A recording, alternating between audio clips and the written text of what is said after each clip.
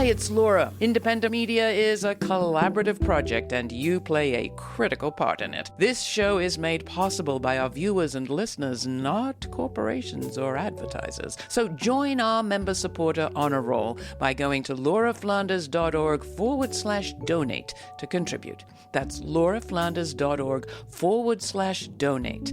And please stay kind, stay curious, and commit to supporting this no ads, no gimmicks, not all about profit show, again, or for the very first time. Thank you. Now on with this week's show. Love him, adore him. My wife and I, we named our son after him. I was very proud to go cast my vote for him. Sent a picture of himself to a distinguished veteran, and he would always do it. He was practical, but he brought a vision of American power that was a different vision of American power. We will not learn how to live together in peace by killing each other's children. The United States' 39th president is now buried next to his wife Rosalind on the grounds of their family home in Plains, Georgia, after lying in repose in Atlanta and D.C. and receiving a state funeral in the National Cathedral in Washington. Jimmy Carter was 100 years old. I was a teenage peacenik when Carter was elected president in 1976, and impatient. Back then, I thought Carter hadn't done enough to stop nuclear proliferation or support national liberation movements, and too much to perpetuate neoliberal economics and the Cold War. But when his death was announced, I decided to go down to Georgia to reassess. In reality, Carter's presidency had a lot more to it than I was aware of at the time, and his legacy is more relevant now than I could possibly have imagined. Here's a trailer from Carterland, a documentary by Jim and Will Pattis, featuring, among others, not just Carter himself, but Walter Mondale, his vice president, biographer Jonathan Alter, writer Douglas Brinkley, Georgia Congressman Sanford Bishop, and others.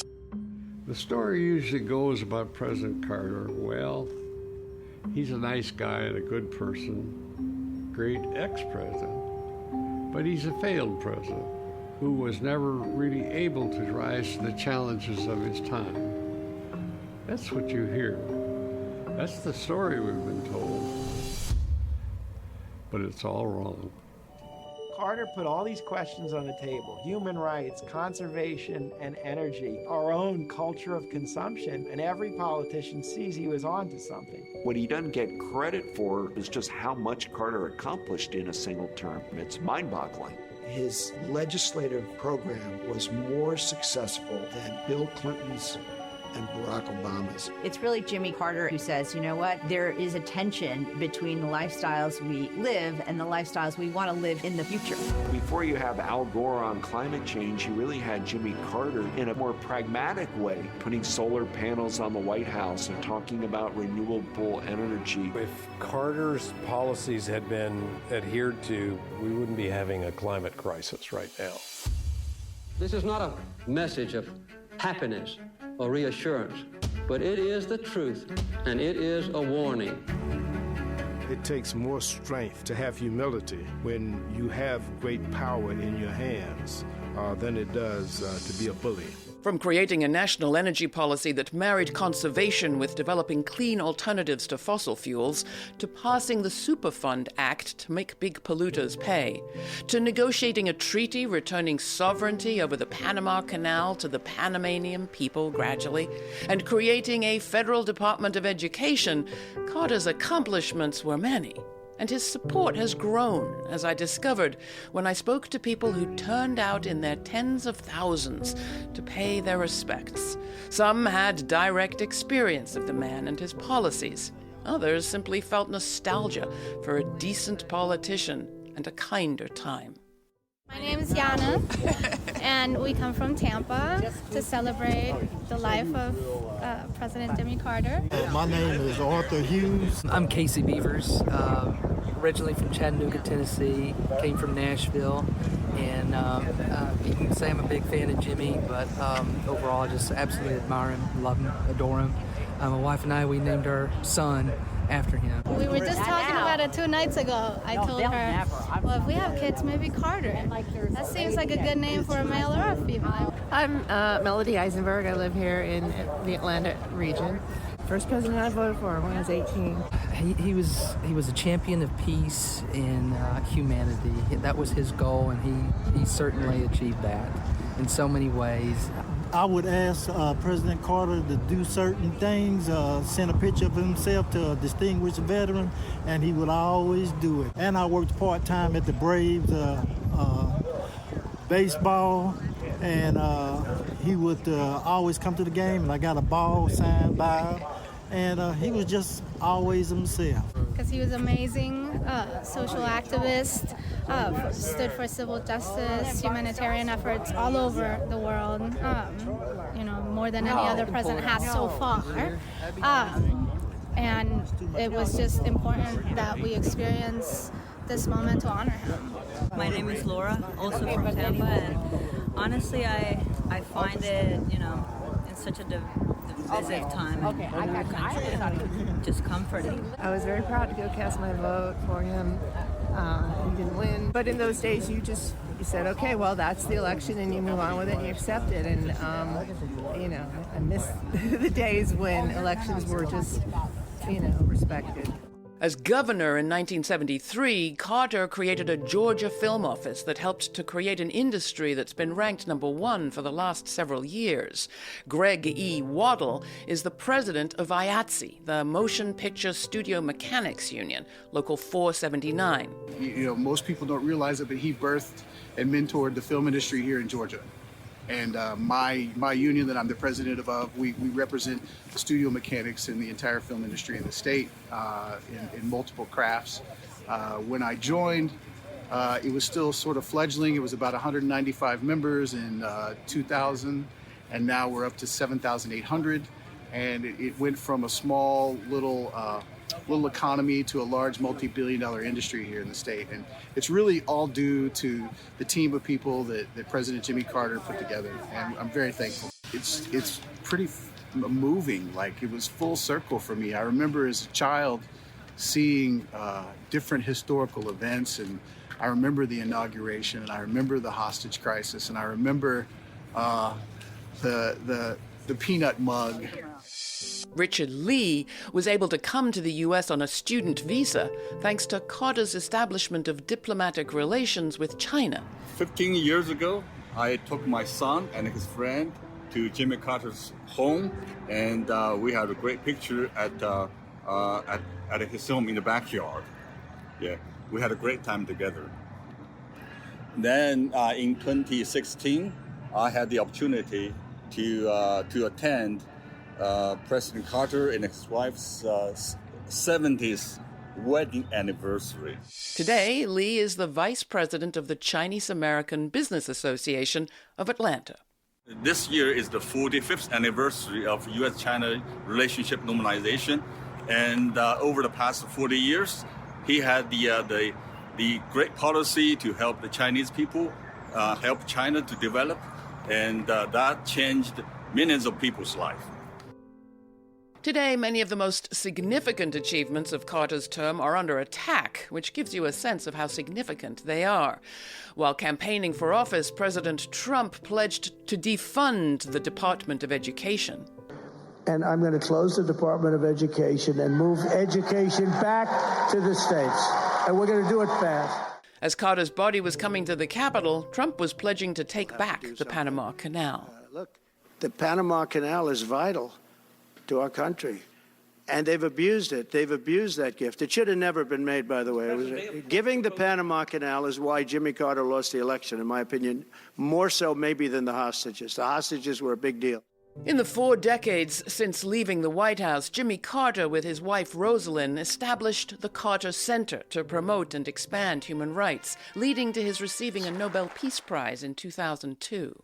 I was asked to discuss here in Oslo the greatest challenges that the world faces. Among all the possible choices, I decided that the most serious and universal problem is a growing chasm between the richest and poorest people on earth. Ladies and gentlemen, war may sometimes be a necessary evil, but no matter how necessary, it is always evil, never a good. We will not learn how to live together in peace by killing each other's children. The bond of our common humanity is stronger than the divisiveness of our fears and prejudices. God gives us a capacity for choice. We can choose to alleviate suffering. We can choose to work together for peace. We can make these changes, and we must. Carter built houses with the non-profit housing organization Habitat for Humanity and wrote books and op-eds, speaking out on key issues. In 2002, he wrote an op-ed in the New York Times warning that right-wing misinformation and violence was threatening U.S. democracy and risking civil war. Carter also traveled extensively to conduct peace negotiations, monitor elections, and further the eradications of infectious diseases. Karen Ryan was with Carter on many of those trips. She's worked at the Carter Center since the early 1990s.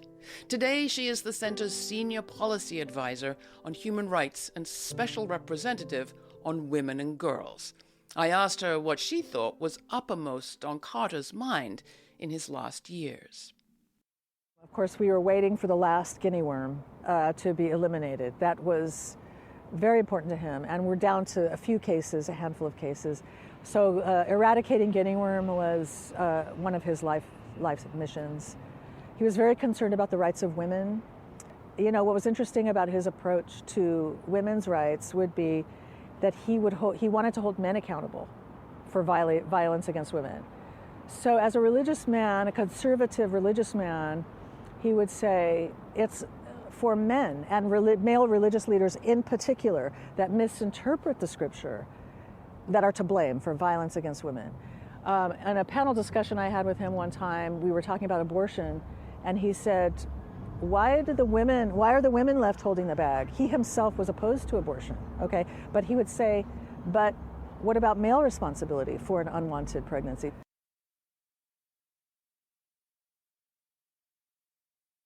This is Laura Flanders and Friends. That was Karen Ryan, Senior Policy Advisor on Human Rights and Special Representative on Women and Girls at the Carter Center. We'll hear more from her. This week, we're on the ground in Georgia for Carter's funeral event, speaking with people who came from all around the country to pay their respects. No question engaged Jimmy Carter more than the issue of Palestine. That's next. And coming up, Laura's commentary. You can watch this special report and see the trailer from the documentary Carterland at our website, lauraflanders.org. While you're there, please take a moment to subscribe to our newsletter to receive information on all of our web exclusives, including full uncut conversations and more. The discussion continues, but first here's a flashback to the Jimmy Carter campaign song, Why Not the Best, from 1976. I heard a young man speaking out just the other day, so I stopped to take a listen to what he had to say. He spoke straight and simple, by that I was impressed. He said, once and for all, why not the best? He said his name was Jimmy Carter, and he was running for president. Then he laid out a plan of action. It made a lot of sense. He talked about the government and how good it could be for you and me. Oh, that's the way it ought to be right now. Once and for all, why not the best? No issue engaged Jimmy Carter more than the urgent question of Palestine. Famous for negotiating the Camp David Accords while he was president, which brought peace between Israel and its closest military threat, Egypt. With the Carter Center, Carter was invited by the Palestinians to monitor several elections. In 1996, when Arafat was elected president, along with the first Palestinian parliament, after Arafat died, and again in 2006, when Hamas ran for seats and won. The one issue that really bedeviled him his whole adult life was the issue of the conflict between Israel and the larger Arab world, but also the Palestinians. And, you know, because of the Camp David agreement, he was so proud of that, and he had every reason to be. It's the one most significant peace agreement in the Middle East that is still in place. In a meeting once with Israeli leaders, one of the staff members came up to him in tears and said, thanked him for saving his life and the life of his buddies, because he had been stationed in the Sinai Peninsula during the Israeli-Egyptian war. And so Camp David brought an end to that war where many thousands died. In the course of monitoring elections, Carter traveled throughout the occupied territories of the West Bank and Gaza and saw over decades the deterioration of conditions. He started to see the erection of this wall around Palestinian villages, cutting people off from their land, creating separate roads for Israelis, for Jewish people and Jewish Israelis and Palestinians. And he was so alarmed. I remember he went to, I think it was the Council of Foreign Relations in 2005, 2006, and gave this very kind of alarming, raising the alarm, and everybody applauded politely and said, well, we've got to get on this and figure it out. But nothing changed. In 2006, Carter authored Palestine, Peace, Not Apartheid, a book that drew harsh criticism. The Carter Center observed the 2006 elections, and which were called for by the United States, and Israel permitted those elections. And in fact, the Prime Minister, Sharon, actually approved the candidates that ran in that election. So, when they won, this was not expected by the U.S. or by Israel, and so Israel arrested those who won the election and charged them with being members of a terrorist organization. So the election was not allowed to come to fruition and hold that movement, the Hamas political movement, accountable through a system of democracy. And President Carter saw that as the nonviolent solution that would lead to the unification of the Palestinian people under unified leadership and unified vision, so that they could then negotiate with Israel as a united front to negotiate a permanent border between Israel and Palestine, with Jerusalem as the capital of Palestine, which is one of the core issues. So he saw that as one of the key ways to avoid the violence. That was in 2006. So, of course, that was 18 years ago. When he saw that, when Israel and the U.S. actually responded by instead on not allowing those election results to be honored, or for the Palestinian legislature to be seated. They never allowed that. So this created a conflict, of course, which has now escalated. And so when he was so agitated that there had been no serious peace talks, and that it became evident to him that the Israelis had no intention, really, of allowing a fully sovereign Palestinian state to be formed. He decided to write a book that would get people's attention. And so he went on a book tour. He was absolutely vilified. He was criticized. He was accused of being anti-Semitic, which, imagine the president who removed Israel's largest enemy from the battlefield, Egypt, could be considered anti-Semitic is so beyond the pale. He was so committed to Israel's security, which he knew could only happen when the Palestinian people would have their state. So this is why he used the word apartheid, because he saw it with his eyes. There were segregated communities, villages surrounded by a wall. People couldn't access their land. Jewish settlers would have total freedom of movement in Palestinian territory. Yet Palestinians couldn't access it. So he decided to call it what it was and to warn. He really did it to warn the world, to say, if we don't solve this, it will explode. Was President Carter aware, as he lay in hospice care, of the Hamas attacks on Israel of October 7th, 2023, the overwhelming Israeli assault, and the world's highest court's accusations of genocide? I was not able to speak with him after October 7th. He has been in hospice care, and only the family and his caregivers were communicating with him. But I can imagine, I understand that he was watching the news, and it must have been very distressing for him. I can only imagine how distressing it was for him to see. What's the future of the Carter legacy? Many of his admonitions seem more timely now than ever. President Carter's address to the nation, July 15th, 1979. In a nation that was proud of hard work, strong families, close-knit communities, and our faith in God, too many of us now tend to worship self-indulgence and consumption. Human identity is no longer defined by what one does, but by what one owns.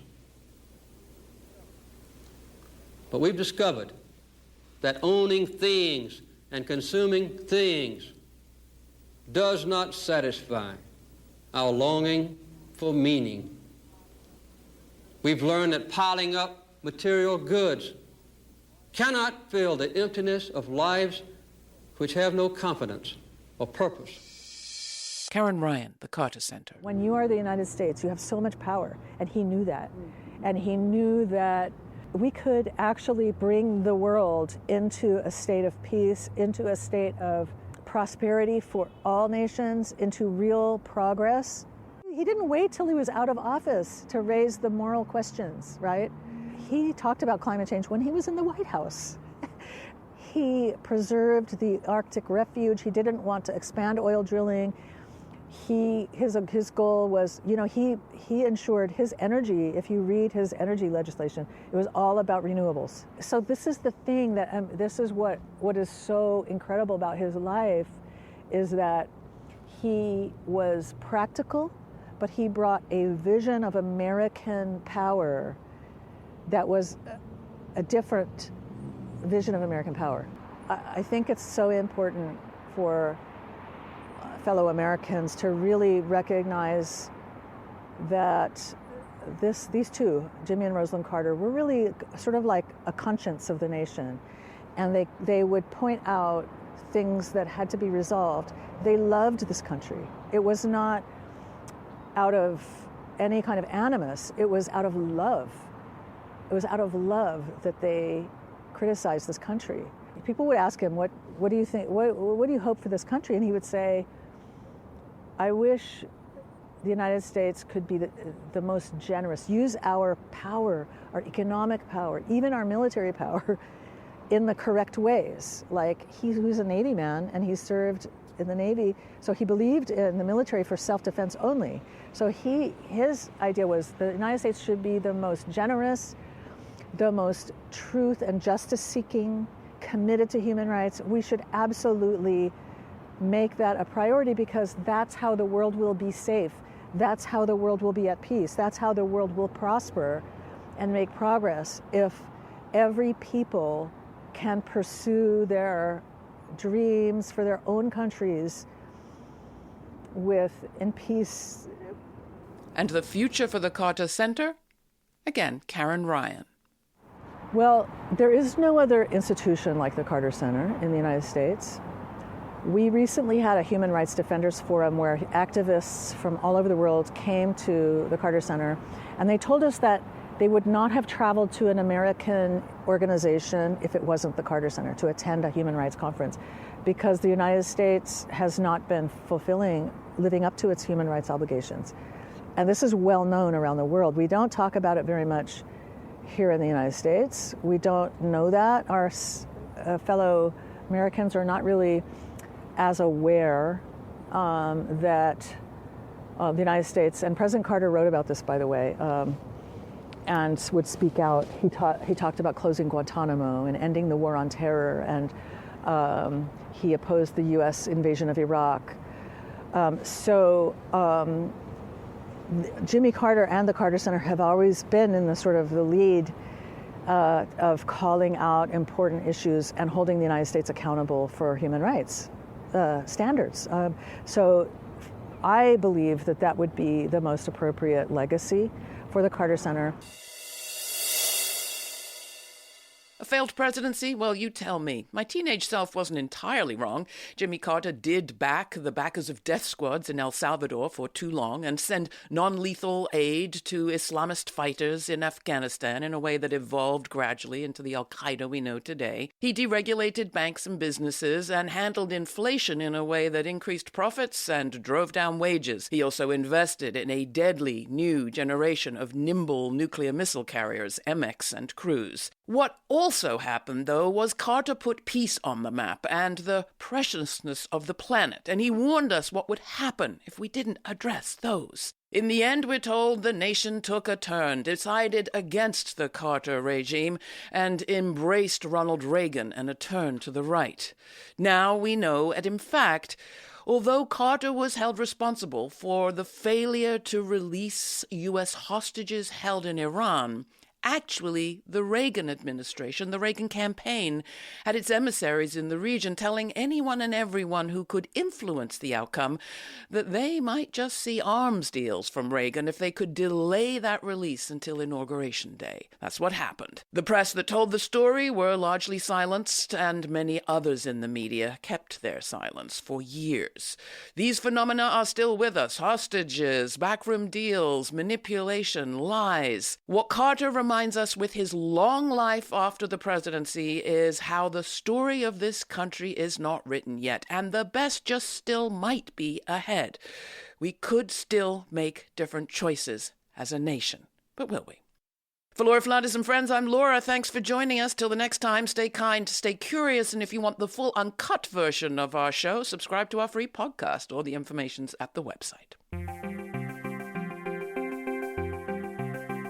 For more information on this episode, check out our show notes posted for free at patreon.com/Laura Flanders and Friends. And we invite you to subscribe to our YouTube channel to watch the premiere of each week's show and chat in real time with Laura. The premiere now airs on Fridays at 5 p.m. Eastern. Thanks to our member supporters, this show remains free to millions on public TV, community radio, and as a podcast. Not a member yet? Make a one-time donation or make it monthly at lauraflanders.org. This show is produced by yours truly, Laura Flanders, along with Sabrina Artel, Jeremiah Cothran, Veronica Delgado, Erica Harley, Jeanette Hernandez, Jeannie Hopper, Sarah Miller, Nat Needham, David Neumann, and Rory O'Connor. Thanks for joining us.